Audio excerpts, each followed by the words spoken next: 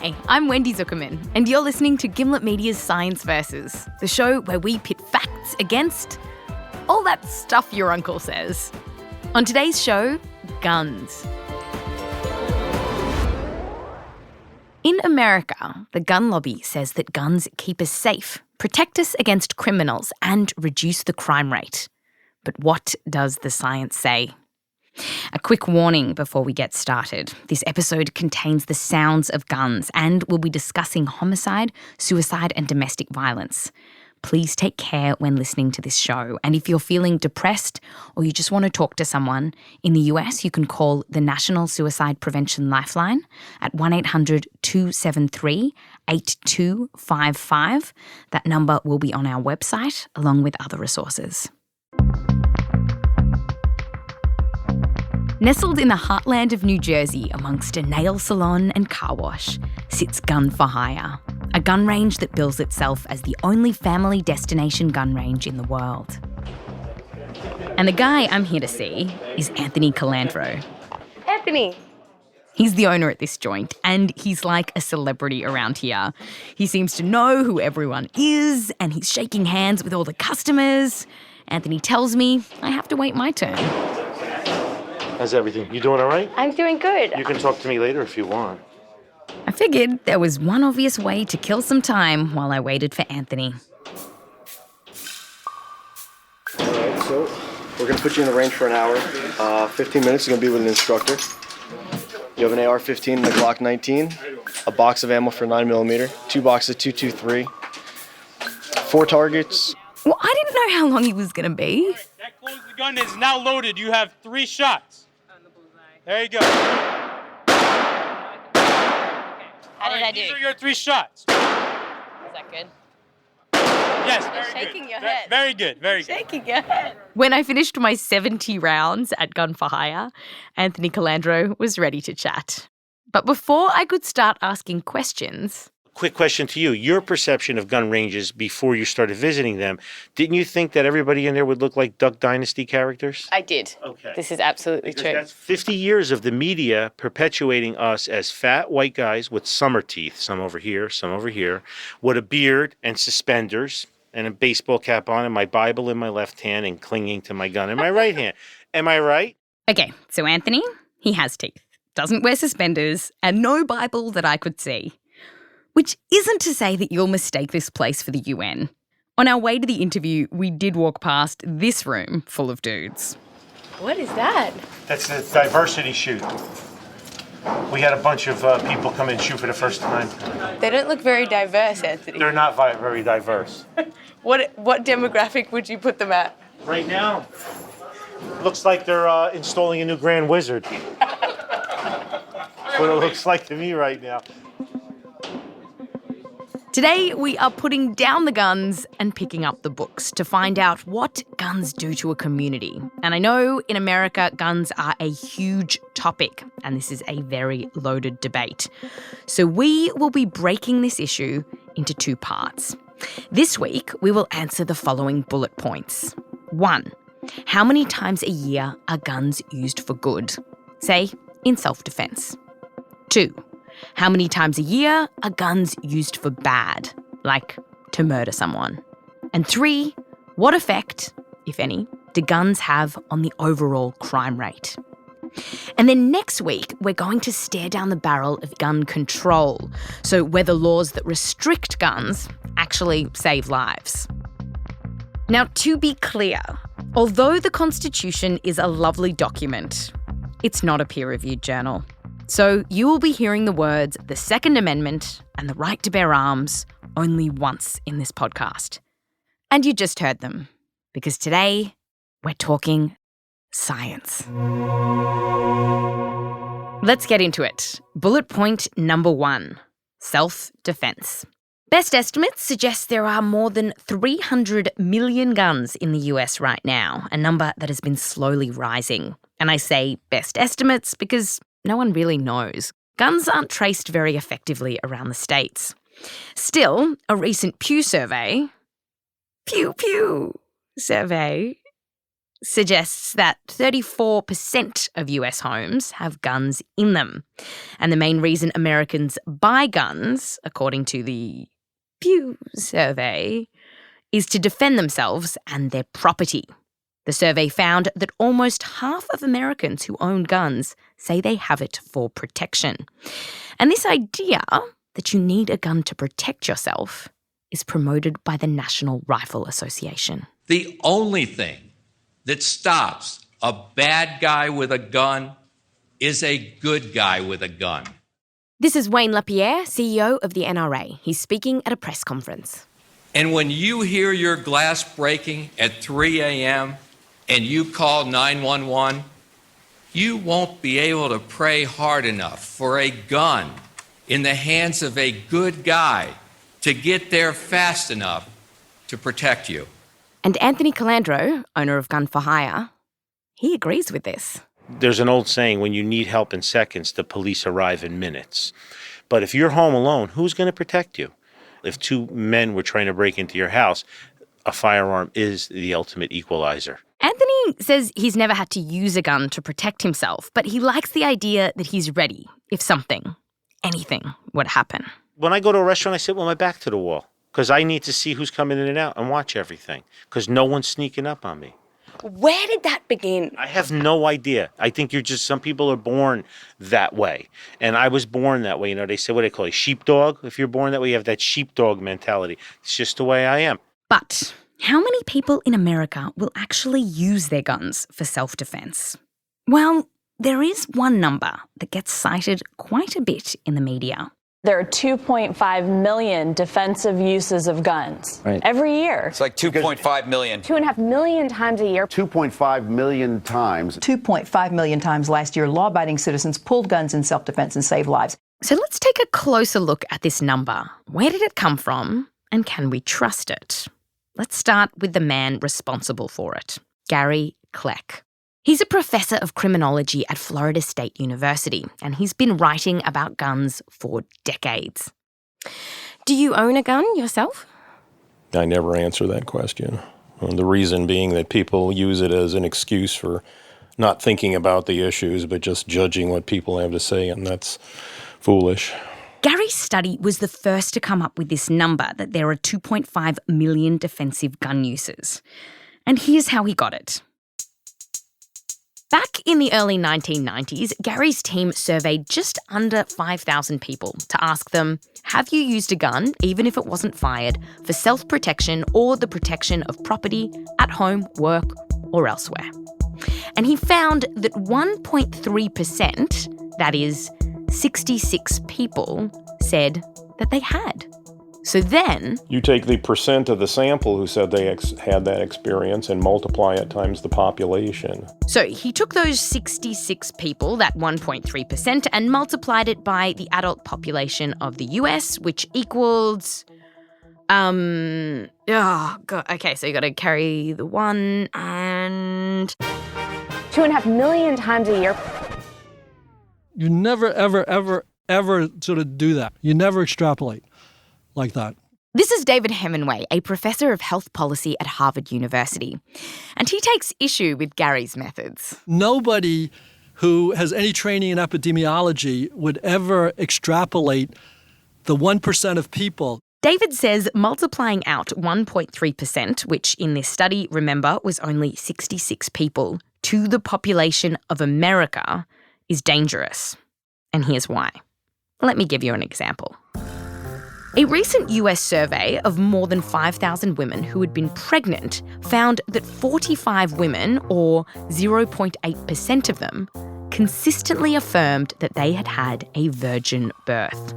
The survey was published in the British Medical Journal. Now, if you pull a Gary Kleck and multiply that out to the number of women who gave birth in, say, 2013, you'd find that there would be around 31,000 women in America who were virgins when they had their bubs. So, in just a decade, there might be 310,000 Jesus babies. Well, hallelujah! The point is, they were mistaken. They had sex and then they had babies.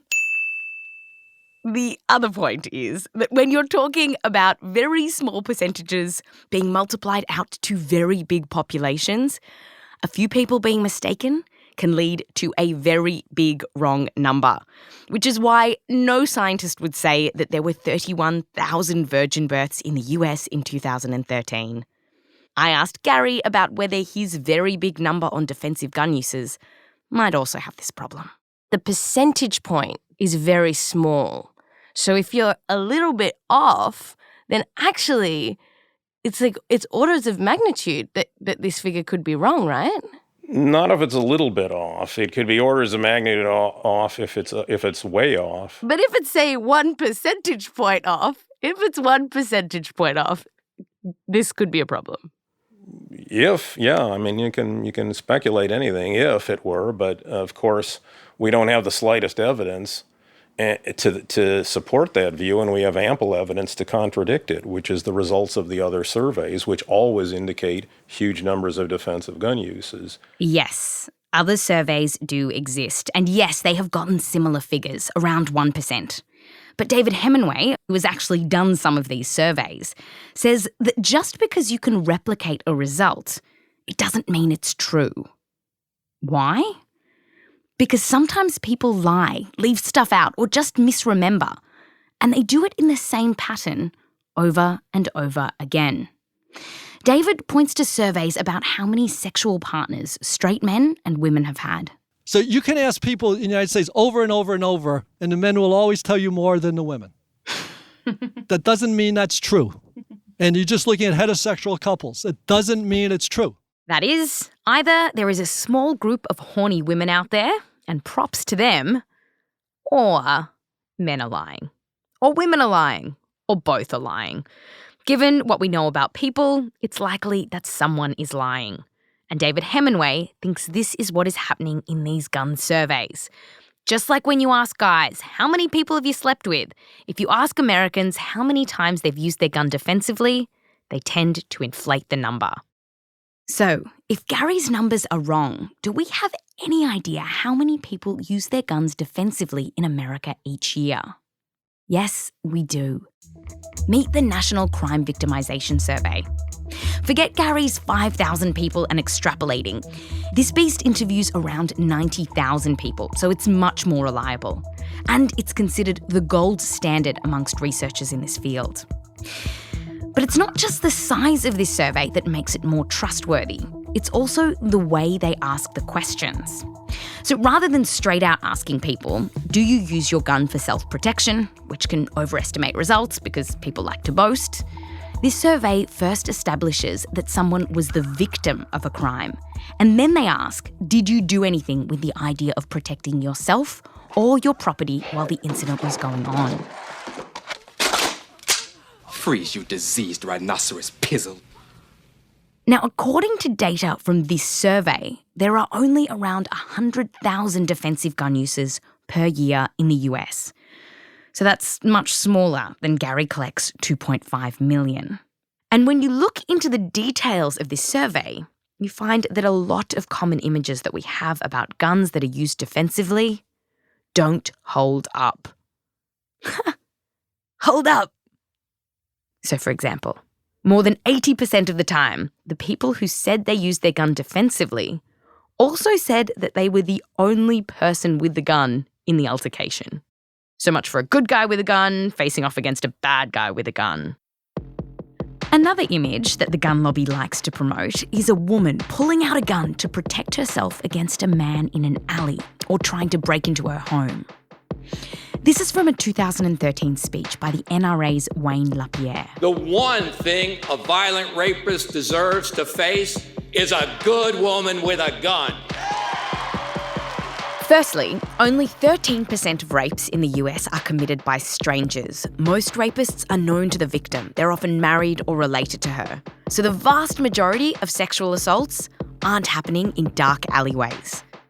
And then when we look at the crime victimization survey, of the 337 women in the sample who had been sexually assaulted, none used a gun in self-defense. And just to challenge one more popular image that we have, you brandish your gun, and the bad guy flees. Well, sometimes things don't turn out that way.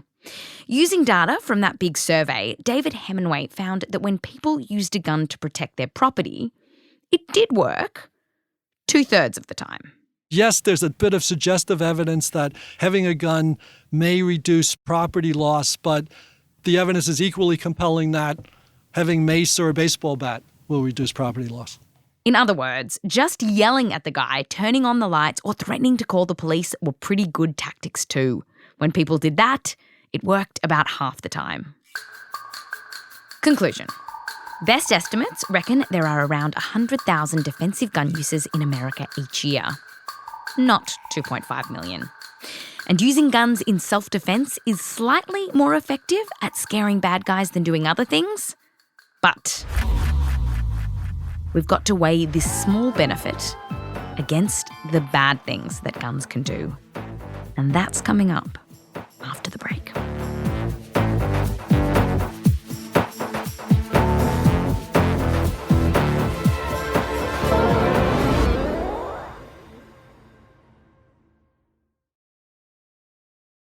Welcome back to Science Versus. That was too peppy. We're talking about guns. Welcome back to Science Versus. When we talk about gun deaths in America, the public often focuses on accidental deaths, often involving kids, and also mass shootings. These are horrifying, but they're rare. More than 30,000 people in America die from guns annually. On top of that, there are more than 81,000 non-fatal gun injuries. And according to Professor David Hemenway's research, of the 30,000 annual gun deaths, around 110 kids are killed accidentally by firearms each year. Mass shootings are harder to put a figure on because people have different definitions of mass. But any way you count them, the maximum number of deaths each year is in the hundreds, not thousands. So they are a very small proportion of overall gun homicides. So, who's doing most of the shooting and killing? Well, most of the time, it's people killing themselves. According to the Centers for Disease Control and Prevention, about 2/3 of America's gun deaths are suicides. But when you talk to people like Anthony Colandro, owner of Gun for Hire, they don't think that guns are the problem. Suicides are a tragedy. And if you press the button tomorrow and all guns in this country disappeared, the suicide rate's not going to go down. The avenue or choice of taking their own lives is going to change. Hanging, drowning, asphyxiation, pills, whatever it may be, that's all that's going to happen. It's just that the firearm is a very easy tool, a very easy vehicle to help with that. But if you're set on killing yourself, you are going to do it. It doesn't matter what you have accessible to you. In suicide research, Anthony's argument is called substitution. This is the idea that if you remove one way for people to kill themselves, they'll just substitute it for another. Now, this theory of substitution has actually been studied internationally, looking at many ways that people suicide. Professor Helen Christensen is an expert in suicide prevention. She heads up the Black Dog Institute in Sydney, Australia. So if you took away a particular way in which people die, do you get an outbreak and a greater number doing it in a different way? And there's been quite a bit of research, for example, putting barriers on bridges. Do people just move 2 kilometres further down the river and jump from the next bridge? And the answer is no.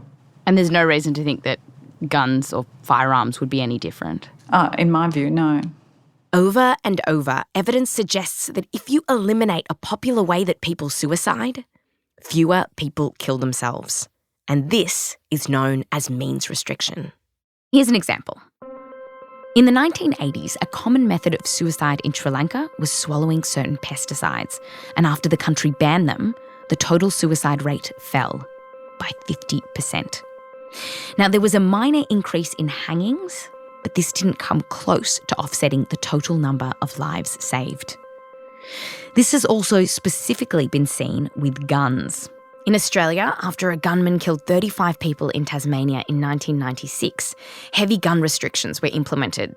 And once the bans kicked in, there was a slight increase in hangings, but the total suicide rate dropped. For men, it was by 8%. Every study I've seen and every academic I've spoken to agreed that restricting access to guns would significantly reduce suicides. Every academic except Professor Gary Kleck, because he said there's no real difference between people trying to kill themselves with a gun or with a rope. It's just tying a piece of rope around your neck. Are you saying that it is just as easy to kill yourself using a gun as it is to hang yourself? No. What I said is that people who are that seriously motivated will take the somewhat longer period of time it takes to prepare a hanging suicide attempt than it does to shoot yourself. The difference is a matter of minutes. You can do it in under a minute with a gun, and, well, maybe it'd take 10 minutes to do it by hanging. And so the question is, are seriously intended suicide attempters willing to take 10 minutes to make the attempt? Yeah, I'd say it's almost certain that they would be. But suicide researcher Helen Christensen says this idea that time doesn't matter isn't true for the vast majority of people who kill themselves. Time is your friend in suicide prevention. So the argument is within 10 minutes, for example, of making the full intention to take your own life, many people do attempt within that tiny window. The longer you allow the person with this thought to be delayed, then the more likely it is that they will in fact survive. Conclusion. The current evidence suggests that for most people, thoughts of suicide come at a time of acute crisis. They're not carefully planning their death, which is why removing deadly means from vulnerable people is such a powerful way to prevent suicide. You can think about it like this. When your friend or lover or child is feeling very low, you don't want them to have access to a gun. We still need to look at murders and violent crimes. But before we do that, let's take a little break. It's getting pretty heavy here. Let's all take a big breath while I tell you about some very cool octopuses. Yes. They're called the southern sand octopuses, and they're found on the eastern coast of Australia. And it was recently discovered that these octopuses create houses for themselves under the bottom of the sea. Using their ingenuity and bodily fluid, they line the burrow of these little apartments they create for themselves with mucus so that it gives it more structure. And then they create little chimneys for ventilation. Isn't that amazing? It's remarkable. Oh, and don't send me letters because the plural, the collective noun of octopus is octopuses. Sometimes people say octopi because they think that octopus comes from Latin, in which case the plural would be I. But actually, octopus is borrowed from Greek, so you add es if you want to make it a plural. So that would be octopuses. And you should use that word as often as possible because octopuses are cool. So, back to guns and on to the next argument. The gun lobby says that guns not only help people to defend against crime, as we talked about, but they argue that if law-abiding citizens are armed, then criminals will be deterred. That is, they reckon that the mere presence of a gun not only could be used to stop someone who's in the middle of committing a crime, but it could be used to stop them before the crime even happens. Burglaries, assaults, murders, all of it. There are AR-15s, shotguns, and pistols all around you that deter crime and violence every day. This is NRA News commentator Dom Raso. On armed citizens. The presence of weapons alone can stop crime. And when you take them away, the bad guys have the upper hand. So, do guns reduce crime? Well, according to Fox News commentators, yes. And they invoke studies to make their claim. Here's commentator John Stossel speaking with Megyn Kelly. The jury is still out on the global warming theory. Whoops, sorry. It's just in my folder of outdated science that gets cited. Here it is, John Stossel and Megyn Kelly. The best example is concealed carry. In the states where they passed the laws, crime, gun crime, murder went down after states passed concealed carry laws. Why? Why is that? Because the bad guys start thinking, gee, if I rob this guy, he might be packing. Okay, this claim has been firmly debunked by the scientific community. And to understand the whole story, we have to go back. Not that far back. Nice.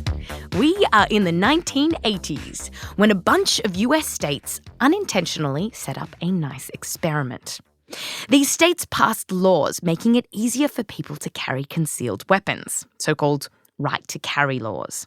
And by doing that, it allowed scientists to measure the crime rate before and after the laws were passed, to answer the question, do legal guns on the street really mean less crime? Economist John Lott, who at the time worked for the University of Chicago, was one of the first academics to publish on the case. Using some statistical models, he reported a significant drop in violent crimes in states that had passed the gun laws.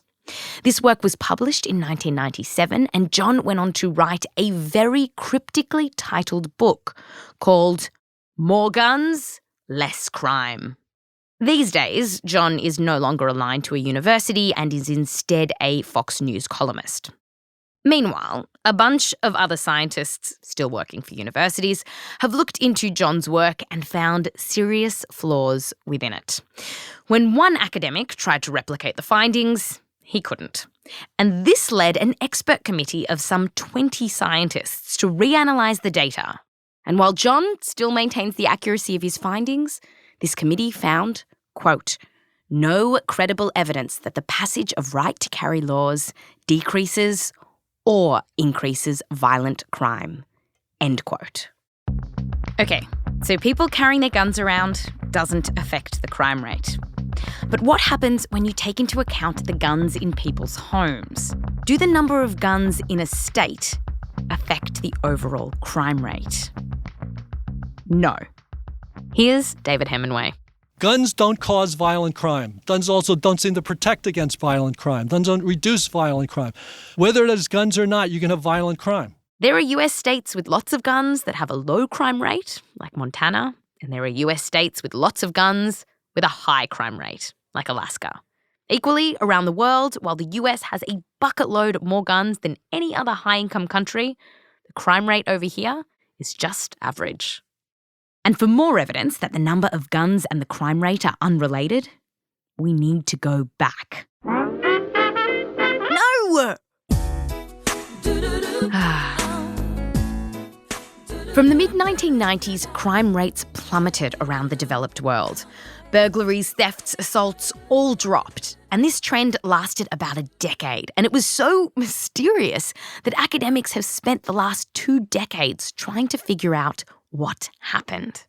With no concrete answers on the table, 3 years ago, the National Academy of Sciences put together a crack team of scientists, which included David, to finally uncover why the crime rate fell. After 3 years of study, I can confidently say the 24 of us, mostly criminologists, really don't have any good idea. They looked at data on all the obvious stuff, the economy, unemployment, social trends like immigration, but also other things. Things like better policing and the notion of fewer people in prison and the idea about less lead in the water. In the air and abortion. And of course, guns. But nothing could explain what happened. Now, it's true that as the crime rate in America was falling in the 1990s, the number of guns in the country was going up. And the NRA likes to take this as proof that more guns means less crime. But according to David Hemenway and the team, if you keep watching the crime statistics after that initial drop in the mid-90s, you'll see that relationship between guns and crime changes, which is why 0 of our group thought that the number of guns had anything to do with the reduction in crime and homicide. So even though the number of guns in America continues to slowly rise, the crime rate has bobbed up and down throughout the noughties and even today. The noughties, as in the 2000s. I didn't even mean it like a pun. Like, they're naughty, they're doing crime. It's just what you call the 2000s. There's no other better. The 2000s sounds weird. It does. It sounds weird. What else? The zeros? The double zeros? The OOs? No. The oohs? The oohs. The turn of the century. No. It's called the noughties. The point is, the crime rate is still going up and down. The number of guns in America are rising. There is no connection. Conclusion. Guns do not affect the crime rate. They don't make it go up or down in any consistent way. Well, there is one exception. Guns do not have an impact on the overall violent crime rate. They don't affect the number of assaults or rapes or burglaries. But they do have an effect on one particular violent crime: homicide. Here's David. What guns do is they make hostile interactions, robberies, assaults much more deadly. What he means is that if you put a gun in the middle of an altercation, it's more likely that someone will die. In the US, 16,000 people are killed in a homicide each year, and the majority, 11,000, are killed with guns. And when we look at the US, states with more guns tend to have more homicides and more firearm-related homicides. But there are exceptions. So you can find states like Idaho, for example, with lots of guns but not a lot of murders per capita. But there is one subset of the homicide rate where the correlation between guns and death is rock solid. And that's the female homicide rate. A paper published this year tracked firearm ownership and homicides across 50 states over 33 years, and it found that it was unambiguous. The more guns in a state, the more likely it is that a woman will be murdered. If the gun ownership in a state goes up by 10 percentage points, the female firearm-related murder rate goes up by 10%. Now, we're not exactly sure why the link between statewide gun ownership and murder is stronger for women than men, but women are more likely to be killed by someone they know, while men are killed in greater numbers and more often by a stranger. And one idea is that because men are often killed by strangers, their murders depend on a lot of other factors, like the overall level of violence in a state, while violence against women depends much less on these factors. That is, women are being abused everywhere, but the likelihood that one will die depends on who has access to guns. Conclusion. Guns don't affect the crime rate, but guns do make crimes more deadly. Chuck a gun in the middle of an assault, and it's more likely that someone will die. So, when it comes to science versus guns, do the claims stack up? Bullet point number 1. There are 2.5 million defensive gun uses in America each year. The science says no. According to the research, the actual number is around 100,000, and that includes defending property, stuff in your house. Next bullet point. Guns reduce crime.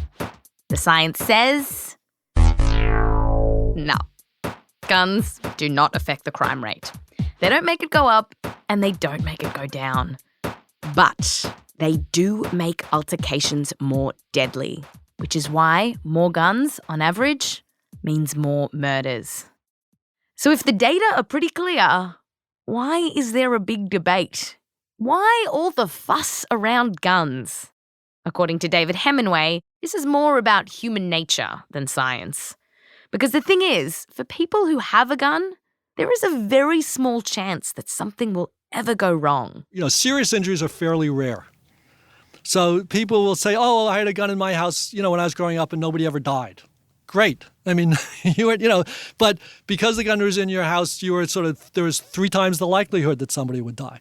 But they think, their evidence from their own experiences, things are good, things are fine. And for gun owner Anthony Colandro, everything has been fine so far. So he thinks nothing needs to change.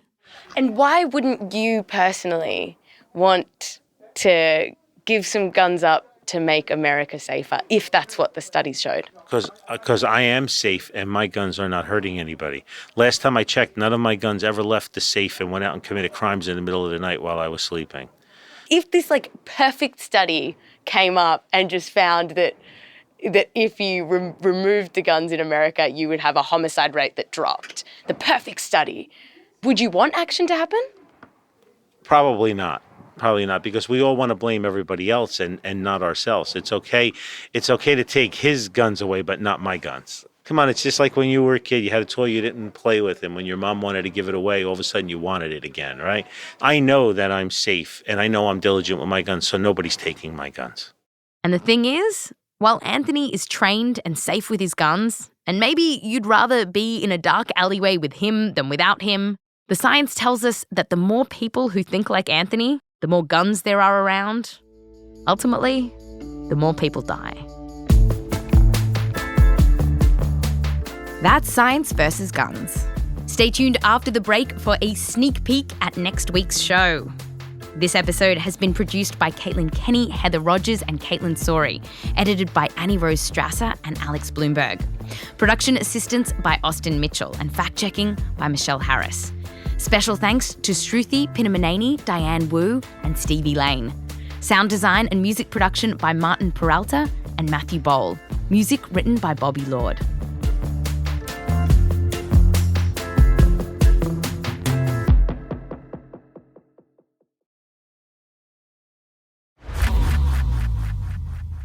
Next time on Science Versus, it's part 2 of our look at guns in America. We're doing science versus gun control. What saves lives and what doesn't? You might be surprised. And the real irony is that handgun crime doubled in Britain. Plus, we'll tell you what this sound is. I'm Wendy Zukerman.